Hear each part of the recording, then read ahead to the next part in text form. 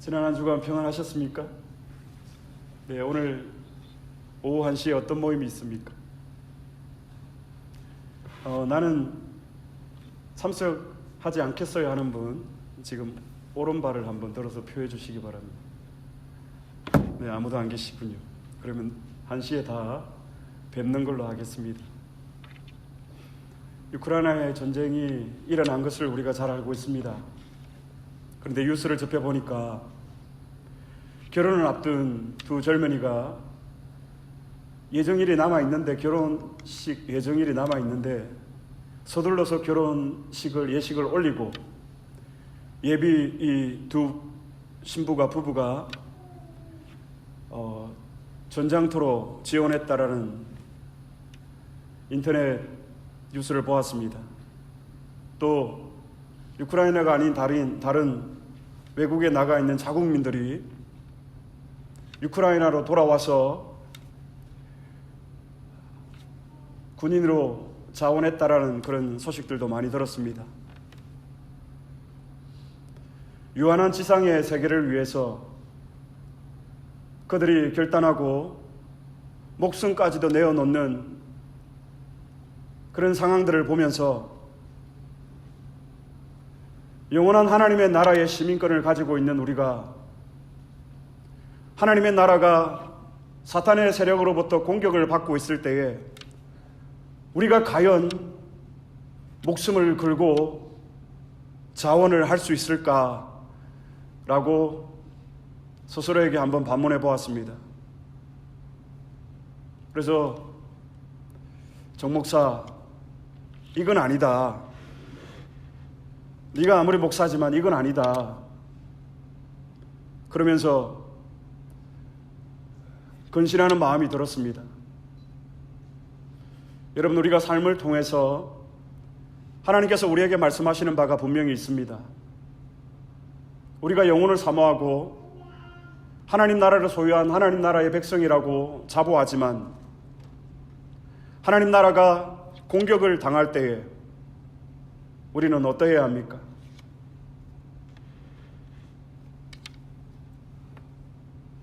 이렇게 해서는 안 된다라는 게 저의 결론이었습니다.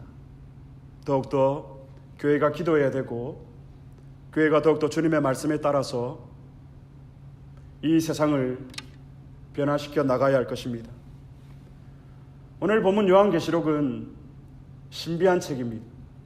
묵시라고 얘기를 하죠. 덮어져 있다라는 의미인데요.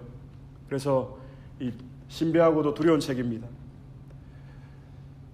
참 이해하기가 쉽지 않은 성경이 바로 계시록인데 그도 그럴 것이 알 수 없는 말들이 많이 등장을 합니다.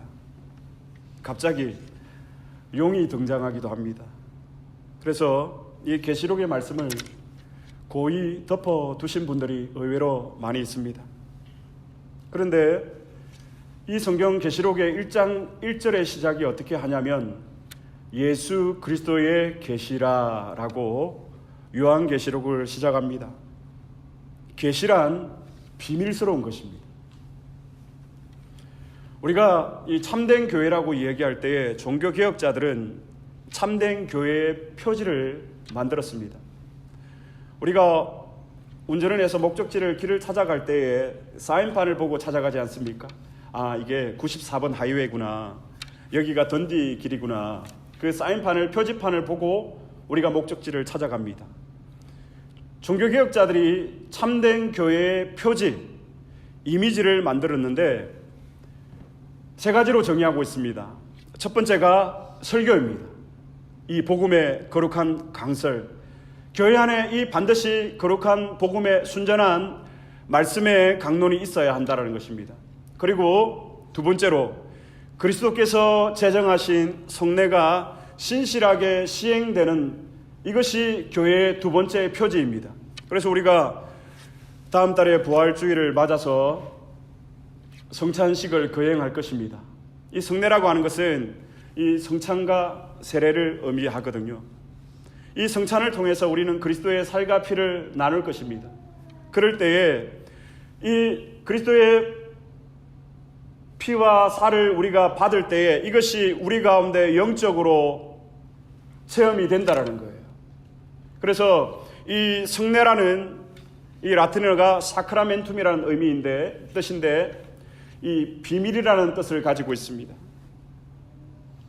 우리가 성례를 통해서 비밀스럽게 하나님께서 우리에게 역사하시는데 우리의 연약한 믿음을 보존하시기 위해서 주님께서 우리를 향한 당신의 선한 의지를, 그 약속을 우리의 심령에, 우리의 양심에 새기시는 외적 증거가 바로 성례입니다. 그래서 이 성례는 비밀스럽다라는 것입니다. 인간이 알 수 없기에 비밀스러운 것입니다. 예수 그리스도의 계시라, 비밀을 풀어서, 그리스도께서 이 비밀을 풀어서 우리에게 나타내신 것, 이것이 계시록입니다. 그래서 계시록은 그리스도께서 우리에게 풀어서 보여주시려고 주신 것이지 덮어놓고 있으라고 주신 책이 아니라는 것입니다. 역사적으로 당시 기독교는 이 로마 황제와 세상의 권력자들에 의해서 핍박과 환난을 당하고 있었습니다. 이 계시록은 이런 상황 속에서 당시 신자들에게 끝까지 믿음을 지키고 인내하도록 격려하기 위해서 서여진 책이 바로 계시록이라는 것입니다. 사랑하는 형제 자매 여러분, 오늘 말씀을 통해서 하나님의 격려를 받으시기를 바랍니다. 오늘 본문은 에베소 교회에 보낸 편지입니다. 에베소 교회는 종교의 중심지였습니다.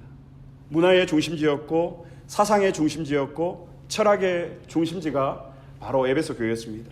에베소 교회는 이 부유한 항구 도시였습니다. 저 고향이 부산인데 부산도 그렇지만 에베소도 이 항구 도시였기 때문에 이 외부에 대한 문화에 대한 수용성이 강했습니다. 부산에도 일본의 문화가 제일 먼저 수용이 되어지죠. 그런데 좋은 문화가 들어오기도 하지만 좋지 않은 나쁜 문화들도 함께 들어오게 되어 있습니다. 그래서 이 에베소가 문화에 대한 수용이 높았지만 그 반면에 잘못된 각종 이단과 사상들이 에베소에 유입이 되었습니다. 그래서 우리가 잘 알지만 에베소에 그 유명한 아데미 신전이 있습니다. 이 풍요의 여신, 이 여신을 우상으로 섬기는 사상인데요. 이 물질관에서 나온 우상 숭배 사상입니다. 그래서 에베소는 이런 우상 숭배가 많은 도시였습니다. 이 아데미 신전에서 5월부터 축제가 시작됩니다. 그런데 문헌에 보면 이 아데미 신전에서 얼마나 입에 올리기 부끄러울 정도로 더럽고 엄란한 행위들이 있었는지 모릅니다. 그들은 그 신전 안에서 이 인간과 신이 이 접촉하는 행위로 그 엄란한 행위를 보았다라는 것입니다. 그래서 에베소는 그러한 우상 숭배가 많은 도시였고 로마 황제를 숭배하는 대표적인 도시가 이 에베소였습니다. 로마 정부가 정책적으로 황제를 숭배하기 위해서 각 도시마다 황제 숭배를 위한 경쟁을 붙였어요. 그러니까 이 우수한 황제 숭배에 대해서 우수한 도시가 되면 이 신전을 짓게 하는 엄청난 지원이 있었기 때문에 에베소도 이 황제를 숭배하는 사상이 가득했다라는 것입니다. 그러다 보니 어떻게 되었습니까, 여러분? 에베소가 그런 이단과 우상과 황제를 숭배하는 사상이 만연했던 그 도시가 에베소였습니다. 역사적으로 교회는 많은 환난과 핍박을 당했습니다.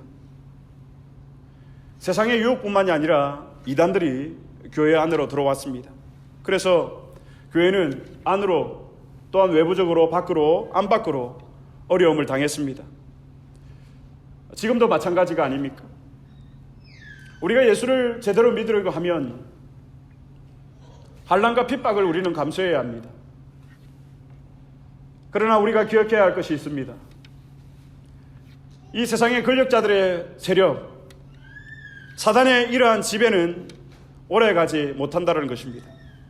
왜냐하면 하나님께서 이러한 영적인 전투 가운데, 싸움 가운데 하나님께서 개입해 계시기 때문입니다. 그래서 우리가 싸우는 이 영적인 전투, 이 싸움의 승리는 결국 교회에 있다라는 것입니다. 우리가 이 확신을 가지고 신앙생활을 해야 합니다. 우리에게 이런 확신이 없으면 우리는 날마다 절망하고 실망하고 방황할 수밖에 없습니다. 그러나 우리가 살아가는, 우리가 치르는 이러한 거룩한 전쟁 가운데 하나님께서 함께 하시고 하나님께서 개입해 계시다라는 사실을 우리는 기억해야 합니다. 사람들마다 이러한 구원의 여정이 있습니다. 우리가 예수님을 믿고 나면 내가 죄인이라는 사실을 깨닫게 됩니다. 그러면 우리가 하나님 앞에 참된 회개를 올려드리게 됩니다. 이 회심이라고 그러는데, 우리 가운데 회심이 일어나면 우리는 우리의 이전의 삶들을 포기합니다. 그리고 하나님을 향한 거룩한 삶을 추구하게 되어 있습니다. 그 거룩함을 추구하는 삶의 원리가 하나님의 말씀을 통해 도구로 성령께서 그 사람의 양심에, 심령에 새기시고, 그러고 나면 그 신자는 하나님을 향한 거룩함을 추구하는 그 삶의 원리가 곧 그 신자의 삶이 되어진다는 것입니다. 그렇게 성화가 일어나는 것이죠. 여러분, 종교개혁자들이 이렇게 구원의 여정을 밝혀놓았습니다. 우리의 성화, 우리의 심령의 변화, 우리가 거룩함을 추구하는 삶, 이러한 삶의 원리들이 어디서부터 시작이 되어집니까? 참된 회개, 이 회심을 통해서 이러한 변화들이 일어난다는 것입니다. 그러나 우리가 아직까지도 하나님 앞에서 이러한 참된 회개를 경험하지 못한 자라면, 이 회심을 경험하지 못한 자라면 우리가 스스로 우리의 거룩함을 추구할 수 없다라는 것입니다. 오늘 에베소 교회를 향해서 주님께서 칭찬을 하시고 또한 책망을 하시고, 그 책망에 대한 내용에 대한 해결 방안으로 회개를 제시하십니다. 오늘 본문 2절에 보면 주님께서 에베소 교회를 격려하고 칭찬하는 내용이 무엇입니까? 내가 내 행위와 수고를 알고, 주님께서 에베소 교회를 칭찬하는 내용입니다. 이 내용이 무엇입니까?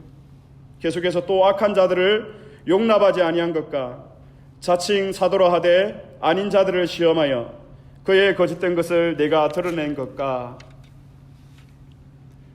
에베소 교회는 이단들을 잘 막아내었습니다. 제가 미국에 처음 왔을 때 시카고에도 신천지가 있다라는 얘기를 들었습니다. 교회는 치열하게 싸워야 합니다. 그런데 교회 안에서 싸우는 것이 아니라 교회가 싸워야 할 대상이 누구입니까? 우리의 싸움은 혈과 육에 대한 것이 아니라 악한 영들과 하늘의 권세 잡은 자들과의 싸움이라 교회가 싸워야 할 대상입니다. 이단과 거짓 교사들과 맞서 신앙의 순결을 지키기 위해서 교회는 싸워야 합니다. 우리가 알지만 구약시대나 신약시대에 거짓 선지자들이 많았습니다. 미가서나 이렇게 선지서에 보면 거짓 선지자들이 주장하는 것이 무엇입니까? 평안하다, 평안하다, 평안하다. 아무 일 없을 것이다. 괜찮을 것이다. 하나님의 심판이 임박했는데도 거짓 선지자들은 평안을 주장합니다. 거짓 교사들이 끊이지 않았고 부패한 사역자들이 많았습니다. 그래서 사도 바울은 디모데에게 거짓 교사를 주의하라고 당부하였습니다. 우리가 교회 안에서 이 직분들을 수행할 때 주의해야 할 것이 있습니다. 로마 가톨릭 교회는 성도들에게 은혜를 끼친다라고 하면서 그들이 고안해 낸 미신적인 행위들을 하였습니다. 이 물을 뿌리는 행위, 성수를 뿌리는 행위죠. 깨끗하게 한다라는 의미를 가지고 있습니다. 그리고 향을 피웁니다. 이 구름, 연기, 구약에서 하나님의 임재를 의미하거든요. 이 향을 피움으로 인해서 그 성전에 향이 가득함으로 하나님의 임재, 하나님의 영광이 임한다라고 그들은 생각했던 것입니다. 또 촛불을 세우고, 여러분 보셨습니까? 십자가를 지고 교회당으로 입장하게 합니다. 이런 모든 행위들, 이런 모든 것들이 바로 미신적인 것들입니다. 우리 사역자와 직분자가 교회를 세우고 성도들을 가르치기 위해서 가장 중요한 것은 교회의 가장 기준이 되는 성경에 의존하지 않고 그 어떤 인간의 핑계를 내세워서 비성경적인 내용들을 교회 안에 들여놓아서는 안 됩니다. 에베소 교회는 성경 공부와 진리에 열심히 있었습니다. 그래서 그들은 이단들을 잘 막았고 이로 인해서 주님의 칭찬을 들었던 것입니다. 우리 안디옥 교회도 하나님의 말씀과 교리에 충실해서 진리 위에 서서 이단들을 막아내고 거짓 교사들을 분별함으로 하나님의 칭찬을 받을 수 있어야 합니다. 그러나 이어서 주님의 책망이 이어집니다. 그 주님의 책망의 내용이 무엇입니까? 4절에 그러나 너를 책망할 것이 있나니 너의 처음 사랑을 버렸느니라. 에베소 교회가 바울을 통해서 복음을 받아들였습니다. 이 바울을 통해서 복음을 받아들였을 때 에베소에 뜨거운 사랑이 있었을 것입니다. 우리가 주님의 사랑을 경험했을 때 우리의 마음 가운데 그런 마음들이 일지 않았습니까? 사랑하고 싶은 마음, 나누고 싶은 마음, 섬기고 싶은 마음, 주고 싶은 마음, 그런 마음들이 하나님의 은혜를 경험했을 때 우리의 마음 가운데 있지 않았습니까? 중1 때 제가 은혜를 경험한 것을 여러분들과 나눈 적이 있습니다. 네, 온통 주님 생각뿐이었습니다. 온통 나를 통해서 주님만 드러나는 생각뿐이었습니다. 바람이 불면 그 바람이 주님이 저를 쓰다듬어 주시는 것 같았습니다. 그런 마음들이 여러분 다 있었을 것입니다. 마당의 풀들을 바라보면서 그들이 하나님을 찬양하고 있는 그런 모습들을 우리는 다 경험했을 것입니다. 에베소 교회가 바울을 통해서 복음을 받아들였을 때에 처음 그러한 마음들이 뜨거웠다는 것입니다. 그러나 그들에게 그런 뜨거움, 충성, 진리, 그러한 신앙에 대한 순수함은 있었지만 그것들이 처음 사랑을 대신할 수는 없었습니다. 그래서 주님은 회개를 촉구하십니다. 5절 말씀에 그러므로 어디서 떨어졌는지를 생각하고 회개하여 처음 행위를 가지라. 만일 그리하지 아니하고 회개하지 아니하면 내가 네게 가서 내 촛대를 그 자리에서 옮기리라. 회개를 말씀하시면서 어디서 떨어졌는지를 생각하고, 여러분 우리가 종종 제가 아이들에게 하는 말이 있습니다. 생각 좀 하고 살아라. 저에게도 하는 얘기죠. 요즘 사람들이 생각하는 것을 잘 하지를 않는 것 같습니다. 깊은 묵상을 하지도 않고 그도 그럴 것이 이 세상이 너무나도 빨리 변하기 때문에 그 변화에 적응하기 위해서 개인적으로 깊은 생각을 하거나 사고를 하는 그런 훈련들이 부족하지 않나 그런 생각이 듭니다. 어디서 떨어졌는지를 생각하고, 이 생각하고의 시제는 현재 시제입니다. 과거가 아닙니다. 미래도 아닙니다. 미래에 생각해야 될 문제가 아닙니다. 지금 곰곰하게 앉아서 자신을 돌아보라는 의미입니다. 회개하기 위해서 무엇이 잘못되었는지를, 어디서 떨어졌는지를 생각하라는 것입니다. 우리에게 문제가 있으면 그 문제의 원인을 우리는 파악을 해야 됩니다. 그래서 차분히 앉아서 곰곰이 생각하는 시간을 가져야 합니다. 자녀들과 관계 속에서 자녀들이 말을 듣지 않거나 반응을 하지 않을 때 우리가 야단만 칠 것이 아니라 부모로서 어떤 잘못이나 문제가 없었는지 우리는 한번 곰곰이 자신을 돌아보아야 합니다. 그래서 그 자녀와의 관계 속에서 현재의 자녀의 반응에 집중하기보다는 그 반응에 대한 문제의 지점으로 다시 돌아가야 한다는 것입니다. 원인을 파악해야 한다는 것입니다. 그렇습니다. 에베소 교회가 오늘 이 문제를 해결하지 못하면 내 촛대를 그 자리에서 옮기리라. 7 촛대는 7 초대교회를 말합니다. 에베소, 서머나, 버가모, 두아디라, 사데, 빌라델비아, 라우디게아. 이 7 촛대가 바로 7 교회입니다. 초대교회. 내 촛대를 그 자리에서 옮기겠다. 무슨 의미입니까? 주님은 어디서 떨어졌는지를 생각하고 회개하여 처음 행위를 가져라. 만일 그렇게 하지 아니하면 내가 네게 가서 내 촛대를 그 자리에서 옮기리라. 주님은 교회를 없애겠다라고 경고하십니다. 여기서 우리가 돌아보아야 할 것이 있습니다. 바로 회개입니다. 회개의 목적이 무엇입니까? 왜 우리가 회개해야 합니까? 회개하여 처음 행위를 가지라. 처음 사랑을 우리가 회복하기 위해서는 회개의 과정이 반드시 필요합니다. 처음 행위를 가지라. 처음 일들을 행하라. 우리가 주님을 처음 만났을 때, 우리가 처음 주님을 경험했을 때 우리에게 일어난 일들, 이 처음 일들을 행하라고 주님께서 말씀하고 있는 것입니다. 그래서 이 회개라는 것은 단순히 죄 리스트들을, 목록들을 가지고 주님 앞에 아뢰는 것이 아닙니다. 입술로 엎조리는 것이 회개가 아닙니다. 회개는 한 인간이 완전히 죽는 과정입니다. 옛 사람은 죽고 새 사람으로 다시금 살아나서 성화의 삶을 살아가는 것이 참된 회개입니다. 죄로 죽은 인간이 어떻게 새롭게 살아날 수가 있습니까?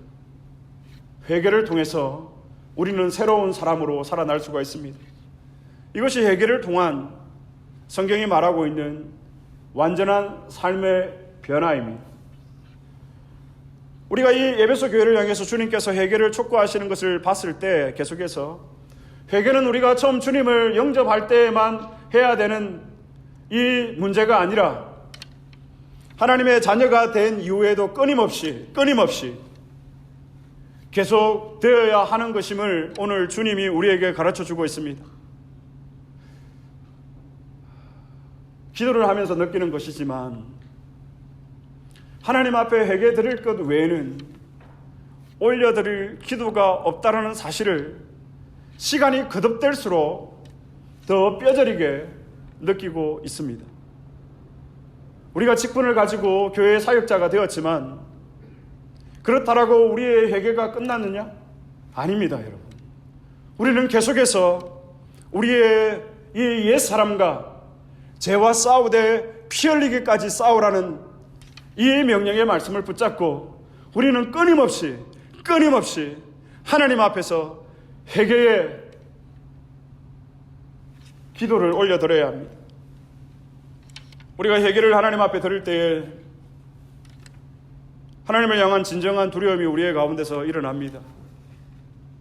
하나님의 임재, 하나님의 영광을 우리가 경험하게 되는 것이죠. 여러분, 신앙은 구체적입니다. 신앙은 사실입니다. 그분이 지금 내 곁에서 나와 함께 하고 계십니다. 주무시지도 않고 졸지도 아니하시면서 나를 지키시고 붙들어 주시고 이 구원의 여정을 걸어갈 수 있도록 함께 동행해 주십니다. 그 주님과의 동행 앞에서 우리의 이 부패한 모습들이 드러날 때에 여러분, 우리는 하나님을 향해서 두려움을 가져야 합니다. 우리에게 하나님께서 이 말씀 율법을 주신 목적이 무엇입니까? 말씀을 우리가 계속해서 묵상해야 하는 이유가 무엇입니까? 그분을 알아야 하고 그분에 대한 지식이 증가하면 우리 가운데에 이 두려움이, 슬픔이 밀려오기 시작합니다. 이 그때야 비로소 자신을 정직하게 보는 것이죠. 전적으로 타락한 자신의 상태, 선한 것이 하나도 없는 부패한 자신의 모습.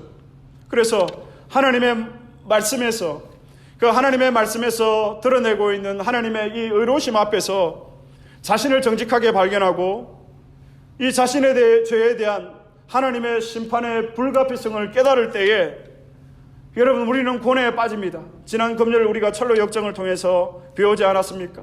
이 구원의 여정 가운데에 이 회심의 과정이 여러 번 필요합니다. 이것은 단회적으로 우리가 경험하는 것이지만 그러나 이 중생의 체험은 매 순간마다 신자의 삶 속에서 여러분 일어나야 합니다. 우리가 부흥회만 집회를 통해서만 일어나는 것이 아니라 우리가 6일 동안 살아가는 매 순간순간의 삶 가운데서 이러한 회심의 체험들이 일어나야 합니다. 말씀을 통해서 성령께서 우리에게 조명해 주실 때에 우리의 비참함이 드러나야 합니다. 우리의 죄악이 드러나야 합니다. 그래서 회개는, 참된 회개를 드린 신자에게는 하나님을 향한 경건한 두려움을 가지게 되는 것입니다. 이 회개는 신자를 겸손하게 만듭니다. 하나님을 우리가 경외하고 두려워하는 이유가 무엇입니까? 하나님은 죽이기도 하시고 살리기도 하시기 때문입니다. 오늘 이 자리에 제가 서 있지만 하나님께서 저를 어떻게 살리시고 어떻게 죽이실지 저는 모르는 거예요. 여러분들도 마찬가지 아닙니까? 제가 여러분들을 살립니까? 제가 여러분들을 죽입니까? 아닙니다. 하나님이 살리기도 하시고 하나님이 죽이시기도 하신다라는 사실입니다. 어떻게 될지 몰라요, 여러분. 하나님이 말씀을 한번 말하시면 그 어떤 것도 여러분 거부할 수가 없습니다. 하나님이 높이기도 하시고 낮추시기도 하십니다. 우리가 누구를 두려워해야 될까요? 우리를 가난하게도 하시고 우리를 부하게도 하시는 분이 하나님이십니다. 그래서 우리가 직면하는 그 어떤 두려움의 대상이나 사건보다도 우리는 하나님을 더 두려워해야 됩니다. 오늘 우리가 회복해야 될 것이 무엇입니까? 처음 사랑을 회복하기 위해서 주님께서 에베소 교회에 주시는 해결 방안이 무엇입니까? 회개입니다. 주님 앞에서 두려움을 다시금 회복하는 것입니다. 그래서 웨스트민스터 신앙고백서 15장 4항에 보면 이렇게 가르치고 있습니다. 너무 작은 어떤 죄라도 저주를 받지 않아도 되는 것은 없습니다. 너무 작은 어떤 죄라도, 하나님의 어려우심 앞에서 우리의 그 어떤 작은 죄도 하나님의 심판을 피할 수 없다는 것입니다. 우리가 어떤 상황을 모면하기 위해서 우리가 쉽게 내뱉는 말들이 있습니다. 그것이 때론 거짓일 때도 있습니다.